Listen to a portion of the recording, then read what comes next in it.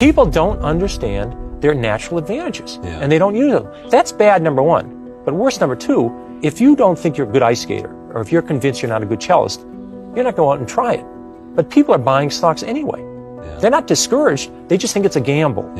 We begin with Peter Lynch. Time magazine has called him America's #1 money manager. During the 13 years he headed the Fidelity Magellan Fund, it was a top-ranked general equity mutual fund. His new book, Beating the Street, offers advice on picking stocks and maximizing profits. And he's here to talk to us about a lot of things. Peter, welcome to the broadcast. You wrote a book called One Up on Wall Street. And I think that's one of the best-selling books ever about Wall Street, if I'm not correct. And you can correct me. And so why then did you write another book? Okay. I think the reason I wrote it is I try to explain to people their great advantages, their edges they have, and that they should get involved in stocks. And they should do it on the right basis. This was on the first book. Right. And obviously I didn't make a great impression because the percent of people's assets involved in stocks has gone down. In 1960, people had 40% of their financial assets, including their house, in stocks and mutual funds. In 80, that was down to 25%. It's now down to 17%. And why do you think that is? Well, I think people, in the decade of the 80s was the best decade this century for stocks. I think people managed to lose money in the 80s doing it themselves because their methods were so flawed. So I really feel as though I wanted people to understand. I don't want anybody to buy a stock. I'm saying if you're going to buy a stock, you should do certain things. If you're not willing to do these things, you should leave your money in the bank. Your philosophy is simple, and I'm remembering this from the previous book. I think we're now talking about the previous book. Correct. Your philosophy was, if you find something that you identify with. I remember there was a story of your wife and her hose. Your wife kept saying, these are legs. Oh, you got it. The legs and panties. Your wife said, these are the greatest things I've ever seen. And when your wife said that, you knew that this was a product that was better. You used to stay at La Quinta Motel. And the service was better, whatever was better. The price was good. And the price was good too. And you said, this is a place that I can determine. I, Peter Lynch, can tell that this is a good product, right? And if these people are making a good product, then their earnings are going to go up, therefore the stock's going to go up. And that's the kind of decision-making process you ought to go through. Do I have it? You've got it exactly right. Well, I don't think people understand there's 100% correlation with what happens to a company's earnings over several years and what happens to the stock. If the company, McDonald's, has done very well as a company, the stock has done very well. People worry about too much money supply, what's happened to the price of oil, who's the president, who's being nominated for the Supreme Court, it's all the ozone layer. It has nothing to do. McDonald's earnings go up the next 10 years, the stock will go up. But what they will say to you, Peter, is that, as you know, and why am I telling you this, but it's fun to tell you this, they're telling you that these other things influence the amount of earnings of a particular company. If we're in a recession, people are not going to spend as much money on going to the movies or whatever they do. And therefore, you got to pay attention to these other things because they impact on earnings. They are very important, but you have no idea of knowing what they're going to do. Alan Greenspan's the head of the Federal Reserve. He cannot predict interest rates. He'd be the first to tell you. He can influence them, but he can't predict them. He cannot predict what long-term interest rates are going to be 1 year from now, 2 years from now, 3 years from now. He's even surprised how low they are now. So how am I supposed to predict interest rates? How am I supposed to predict the economy? You certainly remember the recession of 82. In 1982, we had a 20% prime rate, 14% unemployment, 12% inflation. I don't remember anybody telling me in 1980 or 81 that was going to happen. All of a sudden, we had the worst recession since the Depression. I didn't read about it in the paper. So it's crazy to think about these things. Here's a quote from you. I own Dunkin' Donuts. When you own Dunkin' Donuts, you don't have to worry about Korean imports. You don't have to worry about M2 or M3. These are money supply figures, aren't they? And what's happening to the money supply? This is the way you make money. If you don't understand what the company does, you should not be in it. If you could predict the stock market, you could predict the economy, you could predict interest rates. If you go buy the wrong stocks, you're going to lose half your money anyway. I'm saying people have natural advantages. Let's say what you do for a living is you're involved in the restaurant industry. You supply paper products. You supply kitchen equipment. You help build restaurants. You saw McDonald's. You saw Chi-Chi's. You saw Chili's. You saw Cracker Barrel. You saw Dunkin' Donuts, Kentucky Fried Chicken, Taco Bell. These are all success stories. These were 40-fold. You made 40 or 50 times your money. You don't need to make that kind of money many times in your life, right? No. That's all you had to do was follow the restaurant industry. People are in industries. They're in the publishing industry. They're in the chemical industry, the paper. Why don't they just stay with that industry? You only need a few stocks a decade. How many good stocks do you need a lifetime? Instead of people that are in the restaurant industry, they're buying biotechnology stocks.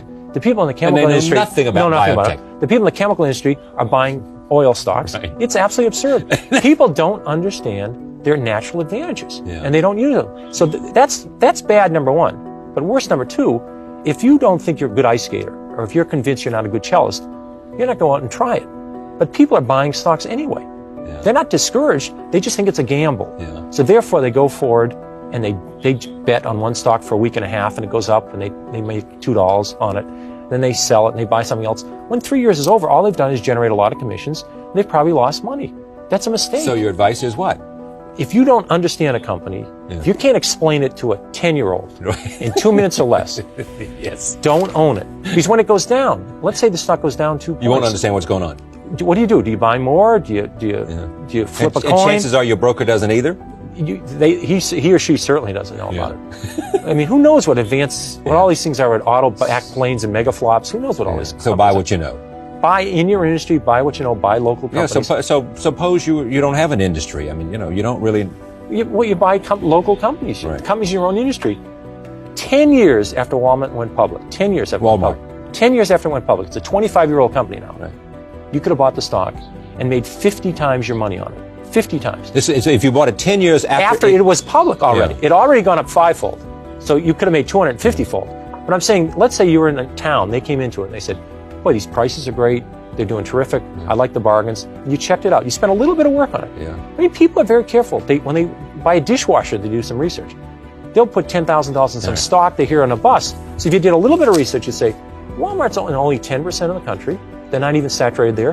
Why can't they go to the rest of the country? So is this is more of the same? Is it what it is? It's more of the same. Plus, I show examples. It's a touch more detailed. It actually shows me in action. Right. I picked 21 stocks early in 1992. Right. Some work, some don't. I follow those companies. Some of the companies, the fundamentals deteriorate.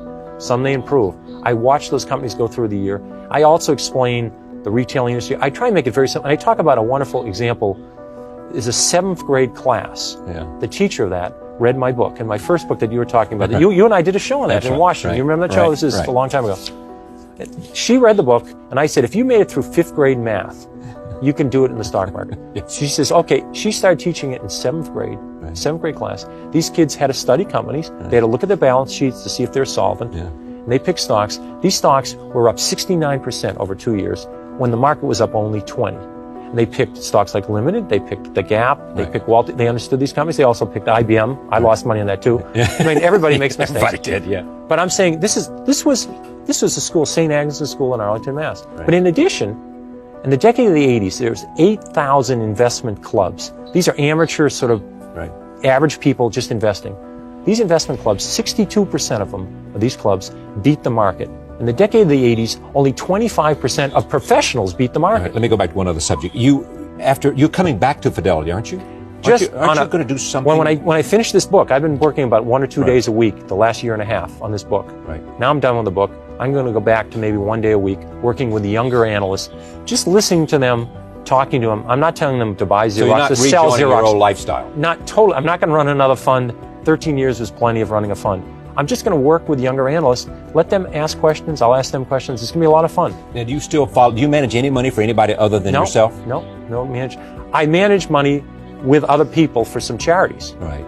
But no, I don't manage anybody's accounts. You're not doing some mutual fund, some pension fund, nothing. I'm out with cold turkey. No. All right. You cold turkey, did you? Cold turkey. Now, are you happy you did this? I'm obviously delighted. It's great. And you like your new life? Oh, it's fabulous. Right. Yeah. 4 or 5 years ago, you just said, I've been managing all this money. I'm going to quit. Yep, that's right. And you went to do what? Well, actually, I wanted to spend more time with my wife and my children. Right. And it was an interesting situation because I loved my job. I adored my job. Right. And I liked outside activities. And when I was young, I wasn't involved in charity work until I was 30. Yeah. No activities. Younger children, you just read them a book and good night moon and they fall asleep and it's all over.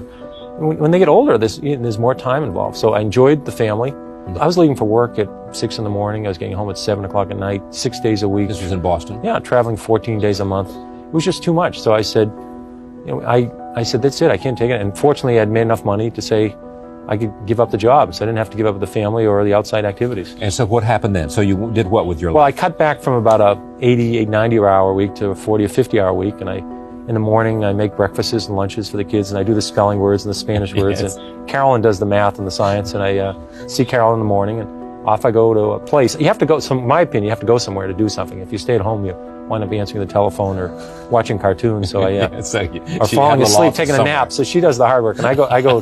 Fidelity gave me an office, and I have a secretary, and I spend majority of the time working on charity things like inner city schools, inner city libraries, inner city housing, United helping Way. people manage their money, or No, not at all. None just, of that. No. just Some of the charities I'm on the investment committee of some of the Museum of Fine Arts. I'm involved in Mass General Hospital, Boston College, but United Way. But all the extra things I added to were real hands-on, actually being involved in charitable activities.